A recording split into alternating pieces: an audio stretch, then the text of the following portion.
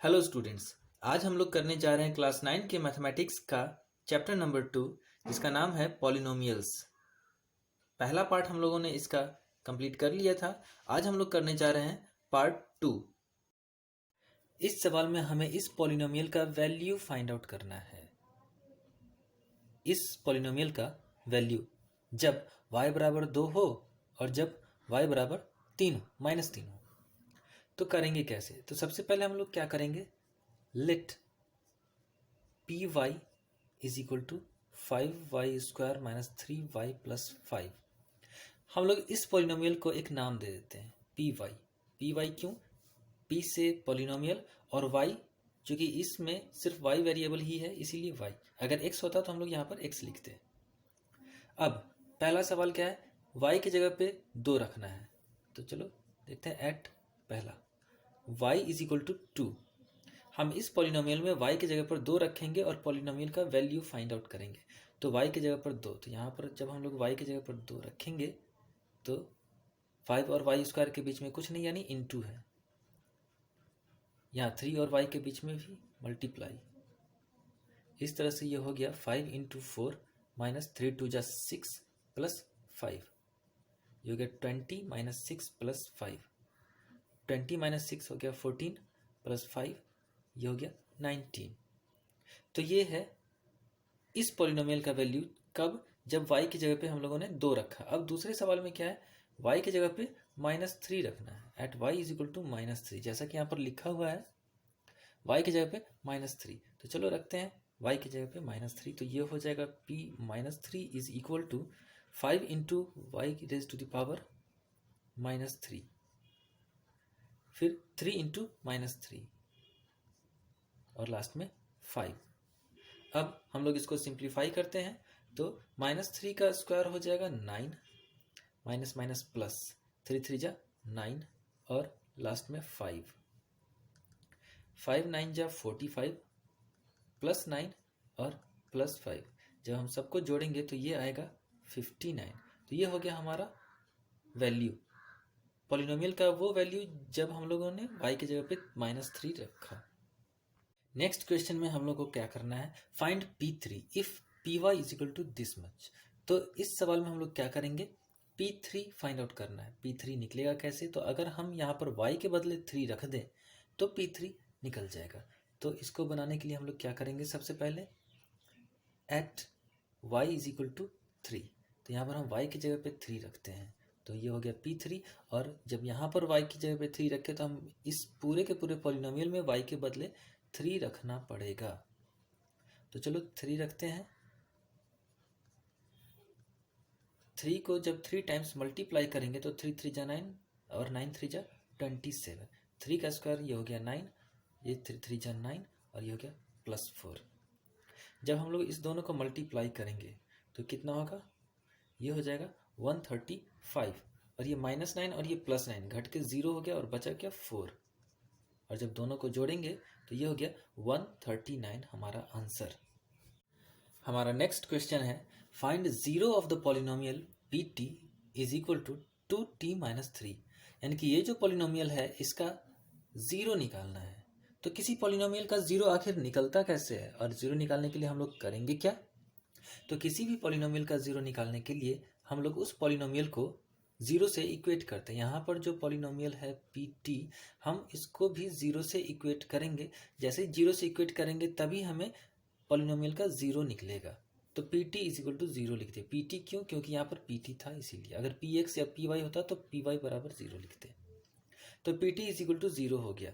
अब क्या करें, Pt के जगह पे 2t - 3 रखेंगे, 2t - 3।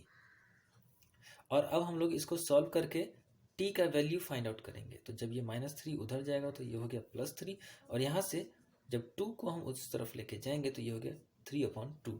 तो t इज इक्वल टू 3/2 ही 0 है इस पॉलिनोमियल का। अब ये 0 का मतलब होता क्या है? 0 का ये मतलब होता है कि जब हम लोग t का वैल्यू 3/2 इस पॉलिनोमियल में डालेंगे तो इसको सॉल्व करने के बाद हमको 0 आंसर आएगा। तो इस तरह से इस पॉलिनोमियल का 0 हो गया 3/2। नेक्स्ट क्वेश्चन है, verify -1/3 is a 0 of the polynomial Px is equal to 3x + 1। करना क्या है, हमें बस ये चेक करना है कि क्या -1/3 इस पॉलिनोमियल का ज़ीरो है या नहीं। तो आखिर हम लोग चेक कैसे करेंगे या वेरीफाई कैसे करेंगे कि -1/3 इसका ज़ीरो है या नहीं। तो हम क्या करेंगे, x के बदले इसमें -1/3 रखेंगे इस पॉलिनोमियल में। अगर ऐसा करने पर, सॉल्व करने के बाद आंसर ज़ीरो आ जाए तो -1/3 इस पॉलिनोमियल का ज़ीरो होगा, और अगर आंसर ज़ीरो नहीं आया इसका मतलब कि -1/3 ज़ीरो नहीं होगा। तो चलो चेक कर लेते हैं। At x is equal to -1/3, तो इस पॉलिनोमियल में हम लोग x के बदले -1/3 रखने जा रहे हैं। जहाँ जहाँ x है वहाँ वहाँ हम लोग -1/3 रखेंगे। यहाँ पर 3 से 3 कैंसिल हो गया, ब्रैकेट के अंदर बचा -1 और ये +1, तो -1 और +1 ये हो गया ज़ीरो। जो कि आंसर हमारा ज़ीरो आया कब, जब -1/3 रखने पर। तो इसका ये मतलब हुआ कि -1/3 पॉलिनोमियल px का ज़ीरो है। तो लिखेंगे क्या कि yes -1/3 is a polynomial of px। तो इस तरह से ये वेरीफाइड हो गया। क्वेश्चन पे अगला क्वेश्चन है, divide this polynomial bye x-1। Divide करना है। तो डिवाइड कैसे, जैसे हम लोग डिवाइड करते आए हैं बस वही तरीका यहाँ पर अपनाना है और डिवाइड करना है। लेकिन ये डिवाइड इतना भी आसान नहीं है जितना हम लोग सोच रहे हैं। तो अब यहाँ पर डिवीजन परफॉर्म कैसे करेंगे। यहाँ पर डिवीजन करने के लिए हम लोग डिवाइजर के टर्म जिसमें वेरिएबल का हाईएस्ट पावर हो, और यहाँ डिविडेंड के टर्म यहाँ भी हाईएस्ट पावर, सबसे पहले तो हम दोनों पॉलिनोमियल को डिक्रीजिंग ऑर्डर में घटाएंगे, यानी कि डिग्री के डिक्रीजिंग, पहले पावर 3 तब 2 तब 1 तब बिना x वाला टर्म, यहाँ भी पहले x वाला तब बिना x वाला। इस तरह से सजाने के बाद हम लोग क्या करेंगे, डिवाइड करना शुरू करेंगे। डिवाइड करने के लिए डिवाइजर का जो वेरिएबल है x, पहला वेरिएबल, और यहाँ पर जो डिविडेंड का वेरिएबल है x3, तो हम दोनों को इक्वेट करने की कोशिश करेंगे, यानी कि हम x को कितना से मल्टीप्लाई करेंगे कि x³ हो जाए। तो यहाँ पर हम लोग x को जब x² से मल्टीप्लाई करेंगे तो ये x³ हो जाएगा। तो यहाँ पर हम लोग x² लिखते हैं। x को x² से जब मल्टीप्लाई करेंगे तो चूंकि ये दोनों बेस सेम है तो पावर ऐड हो जाएगा, और यहाँ पावर 1 है, यहाँ 2 है, तो पावर हो जाएगा 3। तो इस तरह से जब x² को x से मल्टीप्लाई किए तो ये हो गया x³। अब हम x² को -1 से भी मल्टीप्लाई करेंगे तो ये हो गया -x²। और अब जो डिवाइड में हम लोग करते हैं सब्ट्रैक्ट, तो सब्ट्रैक्शन करेंगे। यहाँ माइनस, यहाँ पहले से ही सब्ट्रैक्शन का निशान है, तो माइनस और माइनस प्लस। अब x² का साइन ये माइनस नहीं, अब ये इसका नया साइन प्लस हो गया। यहाँ x³ प्लस में है और यहाँ x³ माइनस में, ये दोनों घट के ज़ीरो।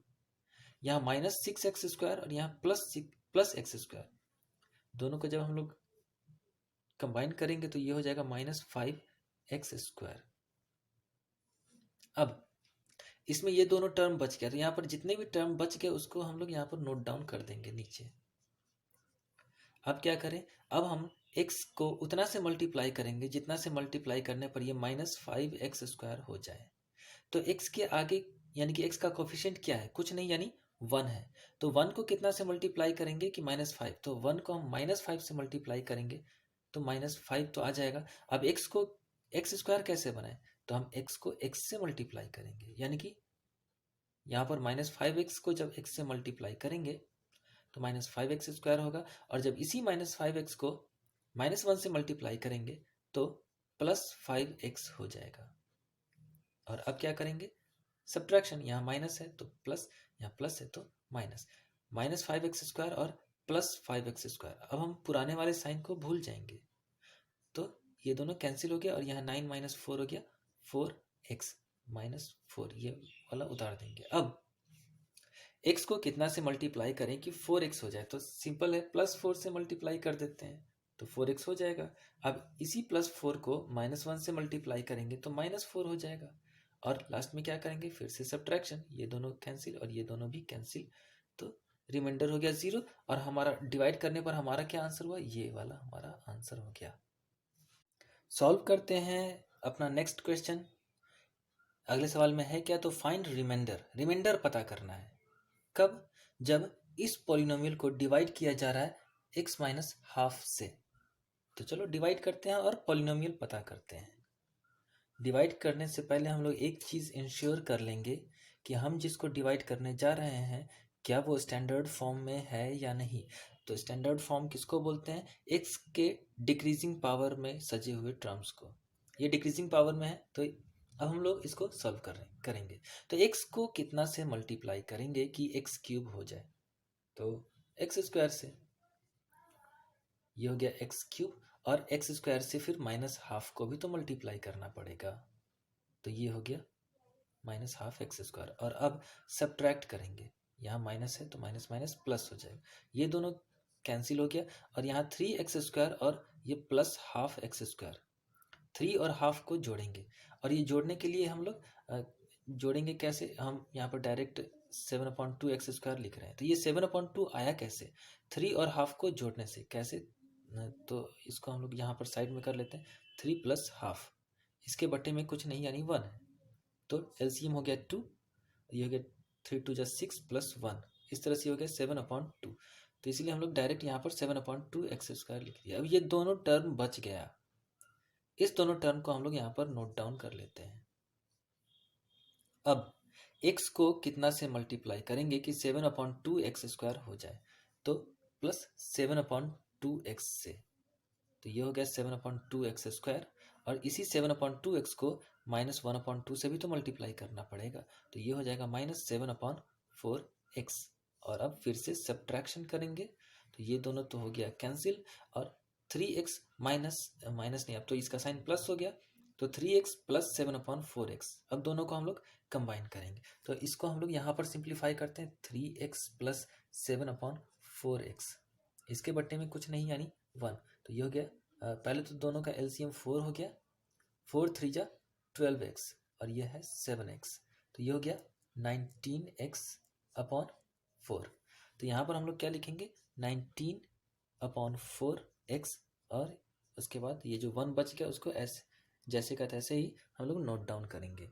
इसके बाद अब हम लोग क्या करेंगे कि x को कितना से मल्टीप्लाई करें कि 19/4 हो जाए?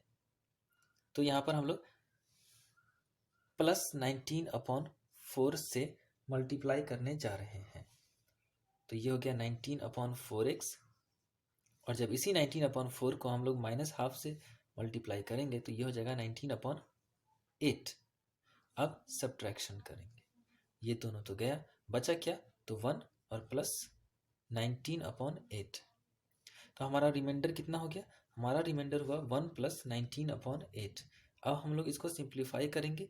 8 तो हो गया हमारा एलसीएम, हो गया 8 प्लस 19, और सिंप्लीफाई करने पर यानी कि ऐड करने पर ये हो गया 27/8। तो इस तरह से रिमाइंडर हो गया 27/8। अब हम उसी सवाल को एक दूसरे तरीके से सॉल्व करेंगे। तो पहला तरीका जो हम लोगों ने सॉल्व किया था उसका नाम था डिवीजन मेथड, और ये जो तरीका अभी हम लोग करने जा रहे हैं वो है रिमाइंडर थ्योरम के द्वारा। तो इस तरीके में हमें जिस डिवाइजर से डिवाइड करना है उसको हम पहले 0 से इक्वेट करेंगे। हमें x माइनस हाफ से डिवाइड करना है, तो x minus half is equal to 0 करेंगे, और यहाँ से हम x का वैल्यू फाइंड आउट करेंगे हाफ। अब क्या करेंगे? डिविडेंड को हम पी वाई या पी एक्स, यहाँ पर चूंकि ये वेरिएबल x में है तो हमें पी एक्स इसको मानेंगे, पी एक्स इसको हम पी एक्स मानते हैं, और यहाँ पर नोट डाउन करते हैं x³ plus 3x² plus 3x plus 1। अब हमें x बराबर हाफ पर चेक करना है कि ये सॉल्व हो रहा है या नहीं, और अगर हो चाहे नहीं, रिमाइंडर कितना आए, तो रिमाइंडर थ्योरम से हम इसको सॉल्व करेंगे। सॉल्व करने का तरीका क्या है? तो x बराबर हाफ हम इस पॉलिनोमियल में रख देंगे, तो यहाँ पर लिखते हैं at x is equal to 1/2। तो ये x के जगह पे 1/2 रखेंगे, तो ये हो जाएगा 1/2 raise to the power 3 plus 3 into 1/2 का स्क्वायर प्लस 3 इंटू 1/2 प्लस 1। 1/2 को जब 3 बार मल्टीप्लाई करेंगे तो ये हो जाएगा 1/8 प्लस 3 गुने 1/4 प्लस 3/2, और ये हो जाएगा प्लस 1। और अब 1/8 प्लस 3/4 प्लस 3/2 और प्लस 1, यहाँ 1 के बटे में कुछ नहीं है यानी 1 है। अब हम लोग 8 4 2 और 1 इन चारों का एलसीएम करेंगे और उसके बाद ऐड करेंगे। तो चारों का एलसीएम तो 8 हुआ। 4 के टेबल में 8 2 टाइम्स में आता है, तो 2 3 जा 6। ठीक वैसे ही 3 4 जा 12 और यहाँ पर 8। और अब हम लोग सबको ऐड करेंगे तो 1 6 7 7 12 19 और 19 और 8 ये हो गया 27 अपॉन 8। तो ये हो गया हमारा आंसर। यानी कि जब हम इस पॉलिनोमियल को x माइनस हाफ से डिवाइड करेंगे तो हमारा आंसर आएगा 27 अपॉन 8। लेकिन इस तरीके से हम लोग तभी करेंगे जब हमें बोला जाए कि रिमाइंडर थ्योरम से करना है, इसका रिमाइंडर पता करना है। अगर हमें ये कहा जाए कि नहीं डिवाइड करना है तो हम डिवाइड वाले तरीके से करेंगे, और अगर कुछ नहीं बोला जाए तो हम उस तरीके से करेंगे जिस तरीके से हमें आसान लगता है ये सवाल।